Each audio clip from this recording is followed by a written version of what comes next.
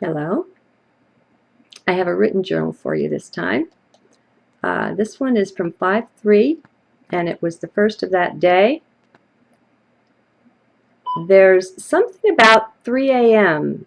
that says pillow and sleep, but there's something inside wanting to come out, so here goes. What is it about being a light being walking around in these coats of skins here in 3D? Whatever was it that called me into this? And why did I listen? Mostly, it's pretty funny, and I can see the point or the humor in it, but often enough, especially lately, it's not. Not humorous, not funny, and not fun. So why, right? Who among us hasn't asked themselves, why? Only the sheeple, perhaps, and we were once sleeple, but not sheeple. Yet we can't even say that, since God's humor is such that there's always the opposite of what you expect. That's what you usually get. I come to accept it, if not expect it. Oh well, at least God's having fun, right? Okay, now that I got my belly aching out of the way, what's next? In general, I don't like to gripe. It's not good for the attitude, nor for the reality. The one we're in process of creating. Still, I feel like I'm married or mated to truth, so I'm willing to look at simply anything for that element of truth I may find there. Have you ever wondered about the level of the absolute? Like absolute trust, absolute faith, or absolute truth, or just the whole concept of there even being such a level? I know I have. Well, I'm going to tell a tale of a really neat thing that happened to me not long after I joined the Air Force. I had finished basic training in tech school, jet aircraft mechanic, honor grad too, and had my first duty assignment. And this is back in 76, I guess. Then along came a request for mechanics to pull a temporary duty, a nice one, 90 days in San Bernardino, California. My name was pulled, and it was in the mixed barracks there that it happened. This is about absolute truth, by the way, but it could just as easily apply to any of the absolutes, the underlying concept. I think you'll see that by the end here. All I wanted to do back at that time when I wasn't on duty was to read enlightening material. I had just discovered the Summit Lighthouse, and their teachings were so amazing and amazingly far out from my Catholic background that I was just eating them up. So that was the environment, the context. I was sitting there on the bed after duty one day, reading, when this spherical thing came into the room and paused right beside me. Actually, it was kind of not right beside me right away. It let me see it first. It was 2 or 3 inches across, I guess, no particular color, translucent, not transparent. I didn't know what to do, what it was, or anything. I hadn't ever heard of orbs until fairly recently, actually. It didn't seem menacing, and it came over beside me. And I held out my right hand to my side, palm up, right underneath it. And it just stayed there. It didn't go anywhere. I don't remember feeling anything in particular in my hand. It was a visual thing, and it just stayed there. Next, something strange that I still can't explain happened. I'm not quite sure how, but that orb took me on a trip. I guess I must have left my body, but I really don't know. The experience was very, very real, and I was wide awake. Now, I'm really grateful to Charles Dickens for that Christmas carol that he wrote, for it helps to explain this. As we left the barracks room and flew off, the orb turned into a little being, child size, maybe 3 feet, a fairy or something, I don't know. It didn't talk aloud, so I guess it was telepathy or something like that, because it did communicate, and it wasn't male nor female. Now, I must have been pondering truth or praying over it or something before it came, but I really don't remember now. It surprised me so much, it just shook everything out of my head. And this is decades ago, too. I remember the event, just not what led up to it. I was a deeply devotional soul, though. I cried over love way back then. I mean, that's just in my nature for whatever reason. I've always been what amounts to being in love with God or Source. I don't know how else to say it. That doesn't say it. But, it conveys something of it. Wait, oh, the East has a name for this. I think they call it bhakti, or devotional yoga. And I believe yoga means union with God. Anyway, that was my interior context or condition. Now, back to the trip we were on. The little being took me flying over my own situations in life. We never landed on the ground, just always flew over things and looked down. We'd pause here and there. Sometimes we'd pause in the air. We were time traveling, going back over situations I'd been in, ones having something to do with truth and honesty. While I no longer recall the specific situations I was shown, those may even have been veiled from me right away. They were mostly rather little things, nothing huge. I will never, not in all my lifetimes though, forget the message I was shown. Oh, how I hope it's conveyed in this writing. Well, feel it in heart. You can experience it there. I am that, and so are you. All is one. From heart we can claim this oneness. When you listen to someone from heart, you're getting a much better read on things than just what's being said. That's so linear. Sometimes I think the words are just to keep the mind busy while the hearts communicate. Okay. I had often pondered whether there was a level of the absolute purity, and all the rest. If there was, I wondered, was it anything that humans could aspire to in any way? Maybe it was only reserved for God, huh? I didn't know. The orb being showed me the answer. In scene after scene, I was shown variations of truth. From a white lie to a real lie, to honest words spoken, but without honest intent, the lie of omission. I wondered if before this experience, I wondered if any of these were at all acceptable to God. Clearly, I thought the lie wasn't, but many of these others are justified every day of the week. We do and say things because we feel we have to for one reason or another most of the time. As the youngest airman on the crew, I didn't say anything about it when told that we cleaned the T-39s with JP4, or aircraft fuel. It was strictly against the rules, but it did the best job the quickest, or so the sergeants thought, so that's what was used. You were expected to keep your mouth shut. I'm not sure it's an unusual situation. No, Actually, I'm sure it's not an unusual situation, but rather just an example of a position most of us have been in at one time or another.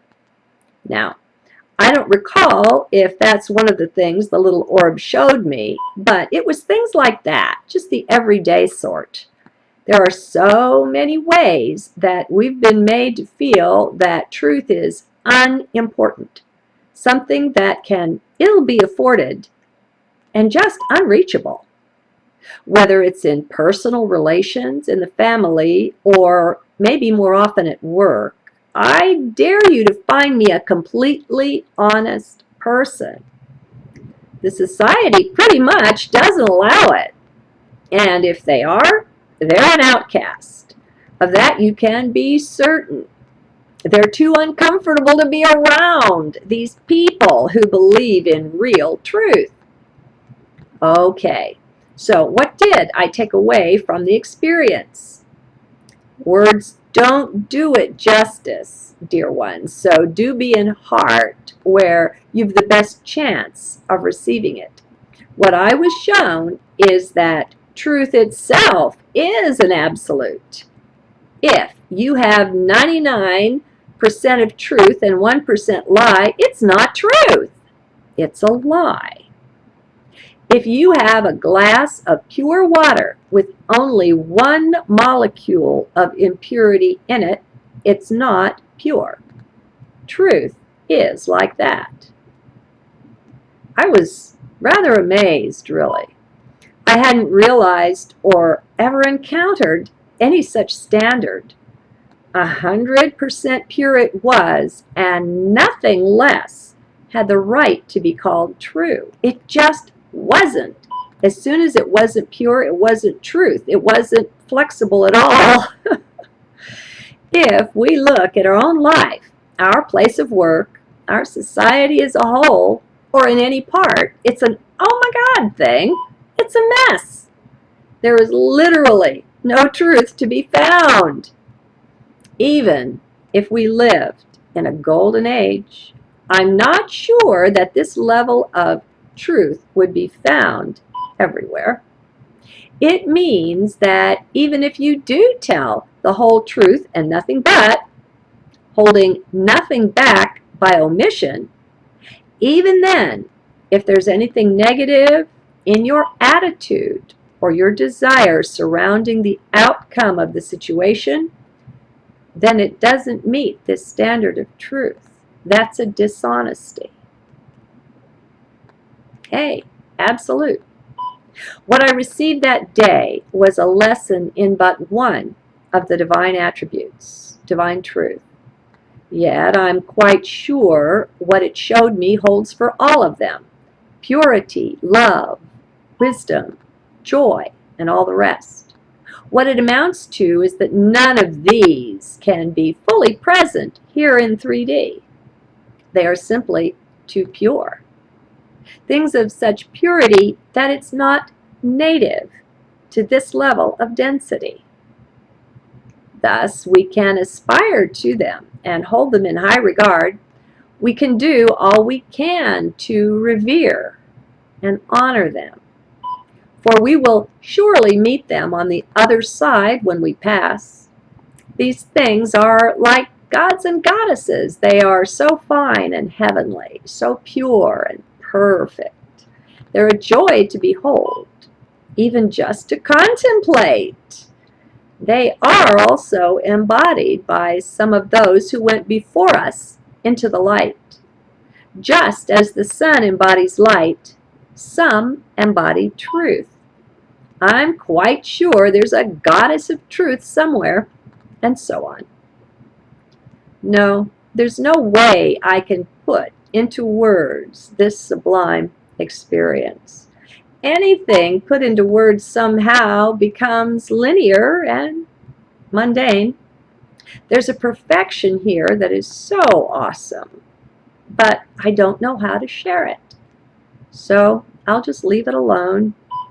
Anyway, we mustn't measure ourselves against the divine attributes and find ourselves lacking. That's not the point here, not at all.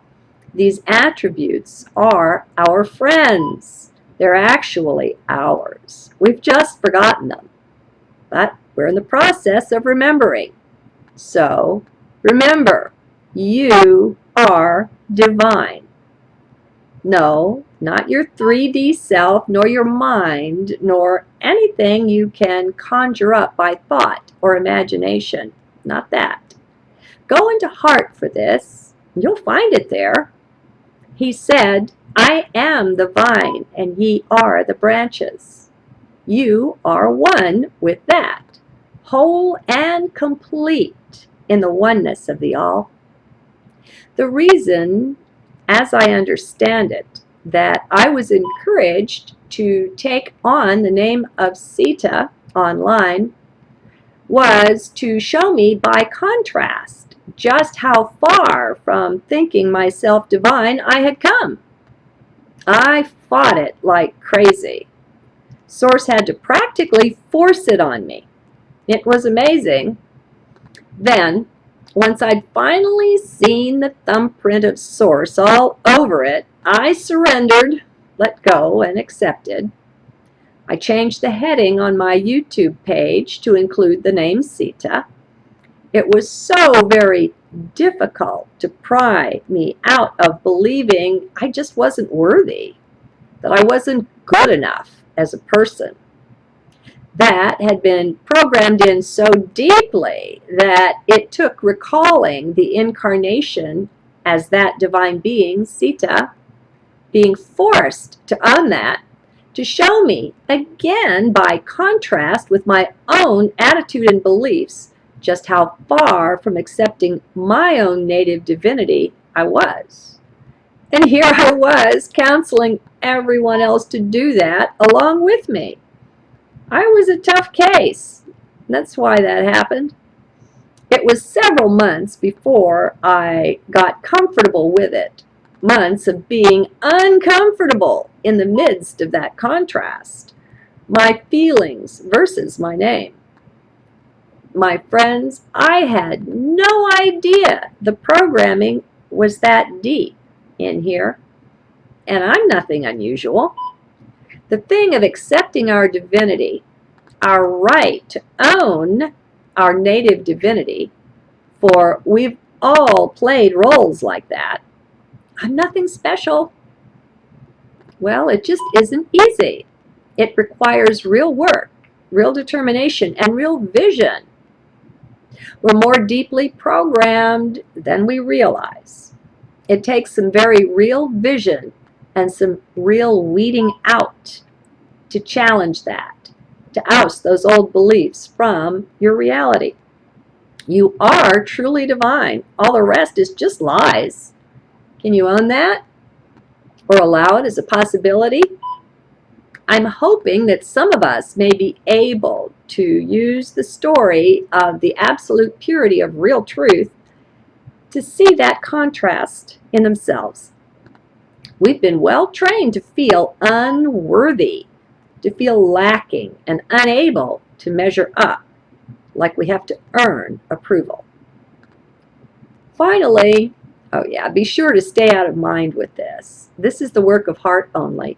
Mind is where the ego abides. It takes real humility and a real emptiness to make room for this internal divinity that we will find. Oh yes, it's not something we have to earn or go get in some way. It is our birthright. It is who we truly are. We're not the flesh and blood any more than Christ was. As some have known or intuited, his second coming is in us. So please, this week, watch for the contrast to come up in you, for the mind to speak up and point out again and again how imperfect you are, how lacking in this or that, here or there. Learn to stand back from that. Don't assent, don't agree as usual. Stand back and just watch. There's no need to argue with such thoughts or to try to shut them down. Just look and learn to recognize them as false on the face of it. You are not the flesh. You are nothing imperfect. You are divine. And maybe we won't get the heavenly assistance we'd love to receive until we're willing to stand up, take responsibility, and own not only our life and our decision to embody here, but also the divinity of our own nature. At least consider the possibility, my friends. Be in heart and ponder it with the still, small voice inside. Take your cue from that. Good day.